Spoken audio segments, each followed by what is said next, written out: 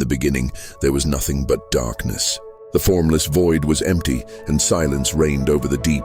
But God's Spirit hovered over the waters, waiting. Then God spoke, "Let there be light." And with a word, light burst forth, chasing away the shadows. He separated the light from the darkness, calling them day and night.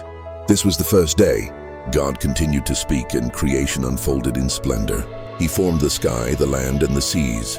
He filled the earth with vibrant plants, the sky with sun, moon, and stars. Life teemed in the waters and soared through the air. Finally, God said, "Let us make mankind in our image." And from the dust, He created humanity to reflect His glory. He saw all that He had made, and it was very good. This is the story of how our world began. Not by chance, but by divine design. In the beginning, God had finished creating the heavens and the earth. But the world was still waiting for its keeper. So from the dust of the ground, God formed man. He breathed into his nostrils the breath of life, and the man, Adam, became a living soul. God placed him in a beautiful garden, Eden, a place of lush trees and flowing rivers. But amidst this perfection, God said, "It is not good for the man to be alone." So while Adam slept, God took one of his ribs, and from it he fashioned a woman, Eve. When Adam saw her, he declared, "This is now bone of my bones and flesh of my flesh." They stood together, naked and unashamed. The first family, a testament to God's perfect design for companionship. This story reveals that we were created for connection. In the Garden of Eden, everything was perfect. Adam and Eve lived in harmony with God, but a serpent, cunning and deceitful, appeared. He questioned God's one command.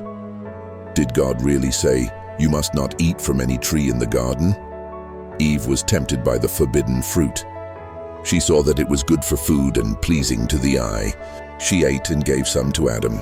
In that moment, their innocence was lost. Fear and shame entered their hearts for the first time. When God walked in the garden, they hid. But there is nowhere to hide from God. He declared the consequences of their choice, but also gave a promise of hope, a savior to come. This story reveals the origin of sin, but also the beginning of God's redemption plan. Cain and Abel, the first sons of humanity, both brought offerings to the Lord. Abel, a shepherd, gave the best of his flock. Cain, a farmer, brought some of his crops. God favored Abel's offering, but not Cain's. And a dark anger grew in Cain's heart. God warned him, "Sin is crouching at your door. It desires to have you, but you must rule over it." But Cain did not listen. He lured his brother into the field, and there, in a fit of jealousy, he killed him. The first blood was spilled on the earth.